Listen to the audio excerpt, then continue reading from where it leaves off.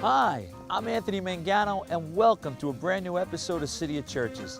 Today we're in Corona, Queens, to visit Our Lady of Sorrows. So come on, let's go inside. There's some great history with this church. Come on.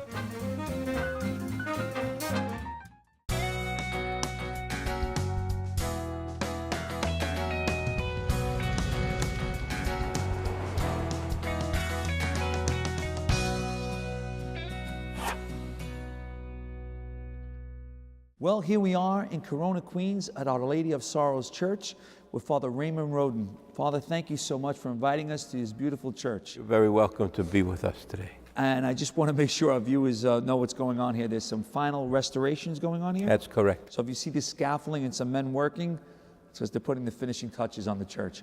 Father, I have a whole list of questions to ask you because I've gone through the church and I saw some amazing things. So we're going to start right off. When was Our Lady of Sorrows founded? It was founded in 1872. Wow. It was a small wooden church. Present structure was built in 1899. So obviously this is the second structure that was put up? Correct, yeah. So it was a little wooden church. Yeah. Do you know how many people had seated at that time? Oh, I have no idea, maybe 300. Oh, wow. And what I'm assuming is a lot of the churches we go to, it's usually at that time was all farmland until it was built up. These were cabbage farms originally, and there was a racetrack on the property in this area. Oh, nice. And the people started showing up in large numbers. So this is basically a new church. Correct. Can you explain to us what happened? Well, on Feast of the Epiphany in 2015, there was an electrical short in the very old wiring up in the choir loft. I mean, the wiring in the whole place was old, but the fire started in the choir loft at 10 to 6 on Sunday morning, and it ignited the choir loft, and it rapidly spread about a third of the way down the ceiling, and it destroyed the ceiling. You could see the sky through the big hole. And the firefighters arrived very quickly, but with the water that they needed to put on the fire, that destroyed the walls and the floor, so the whole place was a catastrophe. Upon inspection, they noticed the rest of the roof was rotten, and the sanctuary was also about to collapse into the basement, which had nothing to do with the fire. So the place was a mess. So you said that they found out that the altar might have fallen through the basement because of the structure. Right. So then in a kind of way, it was a blessing that the church, the fire happened, nobody got hurt, but it was restructured. Yeah, a blessing in disguise, if you want to call it that. No, I look at that because a lot of churches that were built so many years ago, we've done so many churches, a lot of fires have happened. Sure.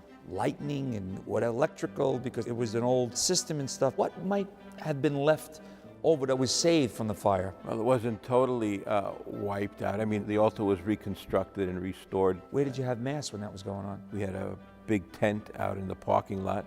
A tent? And also the auditorium. Okay. So Mass was in the auditorium with the overflow crowd in the tent with an audio-visual hookup. Oh, that's something. It was quite awful, actually. No, but it still shows the community came together to still worship, and they were in a tent. They did. You know? They didn't go away. A couple of thousand people left after the fire. You wouldn't notice it because there were still thousands, but they have all returned post-fire. When was the church rededicated? October 1st, 2016, Bishop DiMarzio came in and celebrated the Mass of rededication. Wow. Well, it's definitely a beautiful, beautiful church. I'm sure you must be very happy at what you see in here. Oh, I'm delighted. I mean, it was traumatic going through the whole thing. You know, the fire happened. I was appointed pastor. Was it December 27, 2014? I got the letter of appointment, and a week later the church burned. I said, God, this is a joke, right? You're playing with me, right? Oh. I was very tempted to make a phone call and tell the bishop, forget it. This is not for me. But for some reason I stayed, and I'm happy I did. Everything I'm happens glad for a reason. it's over. I have wonderful help. The people are fantastic. It's just big and busy, and we don't have enough room either in the place or in the calendar for so many things that are happening. But I'm glad I didn't make that phone call and cancel the whole deal, you know. No. It was shocking. It really was shocking. But look at what happened, you know, after all that, look what you have. So I didn't start until June 30th of 2015. You know, I had 6 months to really get used to the idea or run for my life, and I showed up on June 30th, and here I am, and quite happy that I did. I am delighted with the church. It's very personal. I noticed that the pipe organ, which obviously has to be new because that's where you said the fire broke out, it's like an older version but a modern looking version? The original organ was incinerated completely, and all that was left were several pipes. Are they still there? They were restored and integrated into the new organ, yeah. Oh, wow. That's something, because I didn't know that. And I'm looking at the modern stained glass window when I ask it, because I'm a big stained glass fan. It's one of my favorite things on the show. You could see the definite difference between the older ones and the modern one. Because I see Our Lady of Sorrows. Yeah. And it's like a community there. Well, it's several different personalities and saints. Our Lady of Sorrows is a rose window up above to install into stained glass. Did you ever find out who designed that? Me, I myself. You designed it? Yeah, I did. Wow. Borrowing artwork of other. No, that's really cool. I didn't know you did that. Yeah, well.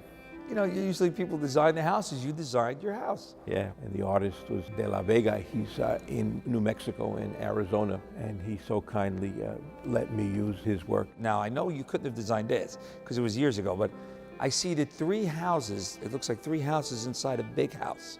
Can you explain that? Yeah, I think in classical church design architecture, the house is the house of God, obviously the temple, the church, and the number 3 always represents the Trinity. So there's some symbolism there. I didn't pay much attention to it, but that's what that would represent. You could actually see the 3 houses inside the big house. It's a very cool effect to it. Yeah, one God, 3 persons, the Trinity, and oneness and threeness. Now, walking in, I noticed, we were talking about the radiant heat and the air conditioning. I see the mosaic medallions on the floor. Sure, I love them, yeah. Are they one of your favorite things here? They are indeed, yeah. They're really nice. They're very well done. They came from my heart. Did you design that too? I did, yeah. See, that's amazing. We didn't know that. This is the first input. So you had a lot to do with designing this church. I was thinking about my mother a lot, actually, when I was doing it. She died about 5 years ago. It'll be 5 years this year. She was an artist, and I didn't think it rubbed off on me. I had no idea, but this all started coming out when I was doing this. I very much felt her presence, I also felt her laughing at me a few times. Well, then, in a very good way. Speaking of that, did you have anything to do with the design of the ceiling? That was a funny thing. I credit the artist with that. Well, he proposed some designs, and I rejected most of them. And I accepted this one for reasons that were not clear to me. So this is what I chose. After 4 or 5 possibilities going through possible designs for the ceiling, this is what I wanted. And even the interpretation of the design came into focus slowly. It's obviously fountain water. Yes, I see that, like waves and water coming out. To mind. And also came to me Pope Pius XII's encyclical letter on devotion to the Sacred Heart, which he wrote in 1955. The first line in that encyclical is, "Come to the fountains of the Lord and receive his joy." That's from Isaiah 12:3. So you see the scripture citation on the wall. Everybody asks, what's that? What does that mean? And that's the first line.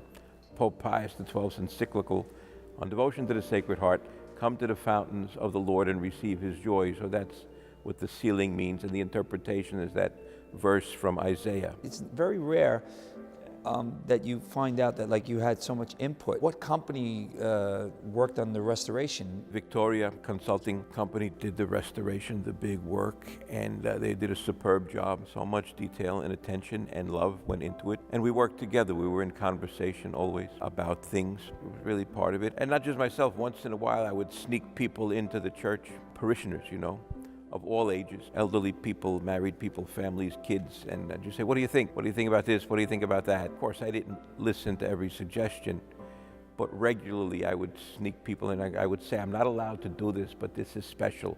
I really need to know what you think. And people were very thrilled to be invited. So that was the collaboration as far as getting people involved. They would say things about color or favorite saints, what should go where. So I think a lot of folks felt part of the thing, but I made the final decision about what was what. How many people can you fit in here? I believe about 1,000.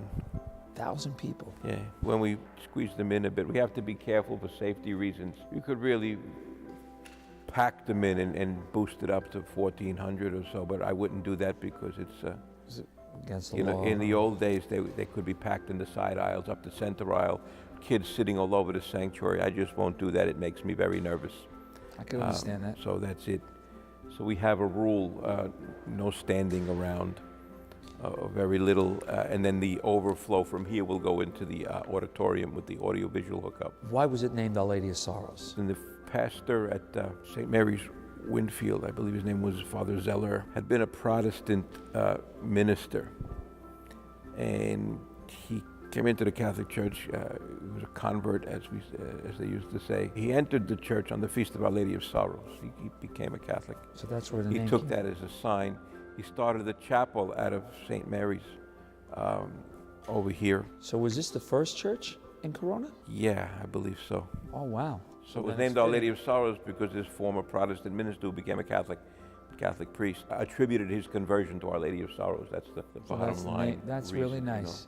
And we're going to take a break and we'll be back, okay? Thanks.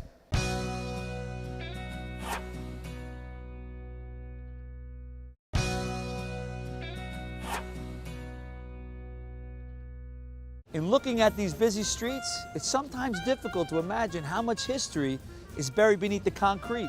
You know, in faraway times in the 1800s, this was farmland to 12 families who lived here in what was called West Flushing. But New York and America were expanding, and not just for housing, but for entertainment and adventure. A group of Southern horse owners, calling themselves the National Racing Association, purchased a farm and built an oval track to race their thoroughbreds. Thank you. At an opening day in 1854, the first fans to swell the stands and play the ponies stepped off the newly created Flushing Railroad line. But horse racing? Well, that wasn't the only activity happening on the racetrack. In 1858, there was a new game in town, and it was played with a bat and ball and 9 men on each team. That's right, baseball. And baseball is now a billion-dollar industry. But legend has it that the first nickel paid to witness it was on the grounds of the racetrack. The game was played between the All-Stars of Brooklyn and the All-Stars of New York. By 1870, the railroad had helped transform the community into such a desirable place to live that a real estate developer felt the name West Flushing was too lackluster for his grand vision. So he had the name changed to the more regal-sounding Corona, because he believed it was the crown of Queens, the jewel of Long Island. In the middle of the last century, many legendary African-American musicians moved to the neighborhood, including Louis Armstrong, whose house is now a museum. There was Dizzy Gillespie, Cannonball, Nat Adderley, Jimmy Heath, and Clark Terry. Now, if you want to read about him, you might visit the Langston Hughes Community Library and Cultural Center, which has more than 450,000 volumes of material written about and related to Black culture. And no matter what your background, we can all feel a certain joy when we sing along to Rosie, Queen of Corona, the verse Paul Simon made famous in his song, Me and Julio down by the schoolyard. Well, here we are at Louis Armstrong's house. It's a museum. It's actually a landmark, the Great Satchmo. So we're going to go inside and take a look.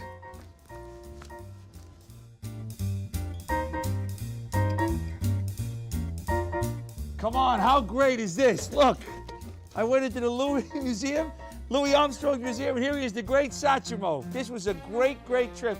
I recommend everybody to come down and see this museum. A true legend. And they told me there's something great across the street we got to go check out. I'll be right back to put this inside. 1 second. Well, I'm really glad the Father told me about this museum because there was some really interesting stuff in there. I mean, Louis Armstrong, how great can that be?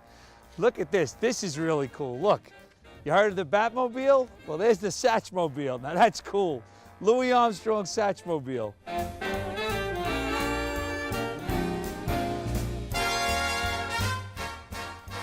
Well, we're back, and we're with Father Roden here at Our Lady of Sorrows. Father, another question. How has the demographics changed over the years? Well, there have been 3 waves of ethnic groups in the parish, starting originally with a German-Irish crowd who were here for decades, followed by an Italian community that was here for decades. It was a sort of a little Italy for many, many years. They moved on, and it became Latin America. First the Dominican community, and that expanded to Ecuadorians, Mexicans, Guatemalans, and other folks that we have now. So the Latino community has been here for decades. Following the rhythms of the city, there are waves of people, immigrants mostly, who have come through the neighborhood. We're Latin American right now. I saw that there's a choir loft. You know, we were talking about it before. Music's still a big part of the church, because I saw the great Louis Armstrong lived around the corner. Sure, 3 blocks away, yeah. Around the corner. To us, that's the way we would say. Where's he live? Around the corner, down the block. Yeah, around the corner, yeah. Yeah, he was a very good man. Yeah, great talent, great talent. But a good man. He helped a lot of people in the neighborhood. He paid kids tuition. So you like to hear things like that? There's a lot of folk stories about him. When he would come home off the road, he would go out on the balcony of the house and blow his trumpet. Trumpet, and people just to let the neighborhood know he was home. You know, he would do. He would play music. You know, his wife was Catholic. She was a member of the parish. See, that's something we didn't know. And she was a great supporter. You know, you hear stories like that. A lot of famous people, sometimes they do things we never know about. You hear stories like I didn't. He was truly a good man. And someone asked him, "Why don't you become a Catholic?" Because you're so close, and your wife. And he said, "Well, I was raised a Baptist. I wear a Star of David. I've had 2 audiences with the Pope." He said, "I think that's enough." So, 2 audiences with the Pope. Wow. God bless him, you know. Yeah, good man. God rest his soul. Yeah. Good man. He just did a lot of good besides providing music. His signature song, "It's a Beautiful World," I think you know that. Song. Yeah. He didn't write that, but he arranged it to make it his own. And it's said that he was inspired in the arrangement by walking around the neighborhood here, you know. Really? Watching the kids and looking at the trees and the sky. It was a beautiful spring day or something like that. And he was just turned on by the neighborhood, and he arranged the song, and that's his... Artists get ideas from life, and then they create things, music, art. So you could almost say the song in its current form was born here in Corona, you know. Well, that's a tribute to the neighborhood, Again, and a tribute to the Catholic Church, too. Well, I don't know if we take credit for that, but his house is a museum, you know. Uh-huh. And his wife had a little prayer corner with statues of Our Lady and St. Jude and the Bible, and terrific people. Now, moving from the great Louis Armstrong to, we say, your choir. Do you have a really good choir here? Yeah, we have 7 choirs, actually. 7? Yeah, Robert Weston is the music director, and he handles the organ and works with the choirs. Got a children's choir going on. Most of the music is guitar music because, again, a Latino community would lean toward that. We use the organ as well. He tries to integrate the organ into the celebrations. Of course, weddings and funerals is usually organ music. We could always do better. We can do more, but we're doing all right for now. I think you're doing pretty good. This is really a really amazing church. I never know. You know, I feel like I'm sitting in the middle of a tornado. People say it's fine, it's good, it's this, it's that. Are you a perfectionist? Am I a perfectionist? Not really. I want to do my best. I want what's best for the people. No, I know. I just said that because... You know, I walk through the place and I see mistakes. I don't know if that makes me a perfectionist. No, but that's a good quality because you're doing something great and you want it to be perfect. But I think only God is perfect, and only God builds a perfect creation, so who am I to look for that kind of perfection? I mean, I don't lose sleep over it. When they had the scaffolding up, did you go up and look at the ceiling? Oh, no, I don't like height. I went up there once. I said, that's enough. I got the idea. It's either Bishop DiMaggio or Monsignor Harrington. One of them had fear of heights.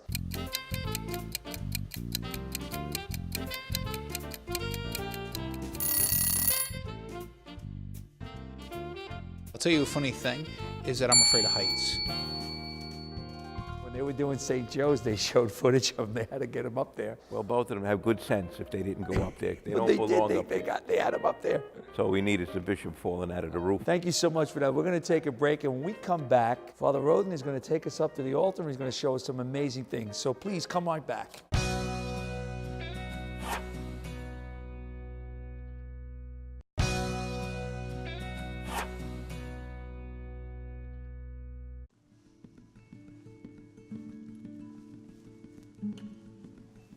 Wow, this is a really beautiful tabernacle. When they were doing the restoration, the renovation, was this here or did they move it? No, the tabernacle was over there on the side where Our Lady of Guadalupe is now. Uh-huh. But it was really ignored. It was almost like an office water cooler. People would gather over there to talk. And opposite the restrooms, just out that door, it was not an appropriate place for a tabernacle. No. It wasn't prayerful. It was like a PS in the layout. So we brought it back to the center, which focuses the whole space on the Blessed Sacrament. I noticed Jesus there, and then could you describe that picture for us? Again, it's an original icon of the story of the multiplication of the loaves and the fishes from the Gospel. Mm-hmm. The boy with the 5 loaves and a couple of fish for 5,000 people. You know, how are we going to do this? Where are we going to get food for all of these people? And Jesus said, don't worry about it. You're going to feed 5,000 people. I say every day to him, how are we going to do this? He says, don't worry about it. That's amazing. And I guess it's symbolic. Whether I listen or not, that's another story. No, but I guess you having it there is symbolic so that Christ is feeding so many, and it's on the tabernacle. With many things, with food, life, faith. I mean, look at the world, there's just not enough, and you have to, you really have to trust. Speaking is right. I understand that the altar is beautiful, that Bishop DiMarzio placed some relics inside there? Yeah, 6 relics. Do you know what they are? Sure, you have St. Philip Neri, St. Christopher Magallanes, who's one of the Mexican martyrs from the 1920s. We have Blessed Miguel Pro, another Mexican martyr from the same period. And then there's St. Maria Goretti, martyred in Italy, a young girl who was attacked, resisted, was killed, but forgave her attacker amazingly. St. Francis Cabrini, who's up in the window, as I mentioned. Mm-hmm. And finally, Mother Teresa, Saint Mother Teresa, who I knew, by the way. You knew her? Yeah, sure. She also used to tell me, don't worry, Father, don't worry. See, that's something. That's really amazing. Yeah. You knew Mother Teresa. Kind of did her thing, Wow. So it's a way of honoring her. This whole thing is personal in many, many ways. And Bishop DiMarzio placed them in there? Yeah, the relics. And they're sealed? It's sealed, cemented in there. Wow. That's something. That's really, all these relics are in there. You have such a beautiful church. I tell you, I'm looking at the murals, but I'm also looking at the top one there of Jesus on the crucifix. Right. That's the Calvary scene, huh? Yeah. I mean, that's really breathtaking. And I noticed that you have a lot of other murals in here, and I understand, because I know we got the renovation of the artist, and the guy that's creating all this stuff with you is here. I'd like to bring him out here so we could talk to him. Yeah, Waldemar Karwowski is our artist. Come on, Valdemar. Oh. Good. Anthony, this is Waldemar Karwowski, our excellent... Waldemar? Waldemar. I think I got it right. Our excellent liturgical artist who painted the murals and the designs. The fountains. On the ceiling, stars. And also the Stations of the Cross. He restored the Stations of the Cross. They were really smoked in the fire and then waterlogged, putting out the fire, but he made them like new, better than new. They're the originals and they're brand new. You did a great job. How did you two guys, did you bang heads a little bit on the designs? We had a conversation. I mean, I proposed things, he proposed things. We agreed, we disagreed. He said, I never heard of that, but it works. I said, of course it works, that's what I want. But again, the conversation was important. We never had ferocious disagreements. We had differences of opinion, but we worked things out. He was right, I was right, and the result is something beautiful. Well, it came out beautiful. Right? You did a great job. And thank you for coming up here to talk to us and want to show our viewers who designed this. Well, the designers, I should say. This is such a beautiful church. You did a great job. Yeah, thank you. I know you're still at work. I see you're working on a couple more murals up there. Yes. So I noticed that there's some new murals and there's the older murals that you restored. Like, were these restored up here? Yes, that murals was very bad shape, was like smoke on it and water damage. So they have to be clean, repair and touch up, basically, varnish. So this is all restored. Wow. There must have been some damage then from this fire. Oh, it was a catastrophe. It was a disaster. Now I can see why when you came in you were upset first, but look what you have now. Upset, yeah. Look what you're going to be preaching over. This is gorgeous. It's absolutely breathtaking. I do like your designs. Looking out here from here, you could see your design. It does look like fountains. It looks like water shooting up towards the middle. That was a great design. It's such a beautiful church. Waldemar, I want to make sure I have saying it right. Yes. What were one of the original murals that you designed in here? Can you tell us about? I think that's the mural what's on the wall over there, per the croissant. I like this mural. All mural Father chose, and I think he got some idea about all the design in the church, and I think that's working very well. He got good taste, what I can say. Thank you. So that would be your favorite one. Yeah, I like this mural. Even it's just two people over there. Some of them got much more, but this one I It's a put beautiful job. I mean, really, beautiful job. I want to thank you, Father Roden. Thank you, Anthony. I want to thank you, Valdemar, right? Yes. For inviting us here to this beautiful church of Our Lady of Sorrows in Corona, Queens. Now, if you have any questions about this church, you can follow us on netnewyork.tv, Facebook or Twitter, or you can write into us at City of Churches at 1712 10th Avenue, Brooklyn, New York, 11215. Until next time, I'm Anthony Mangano. Thank you so much for watching. God bless you.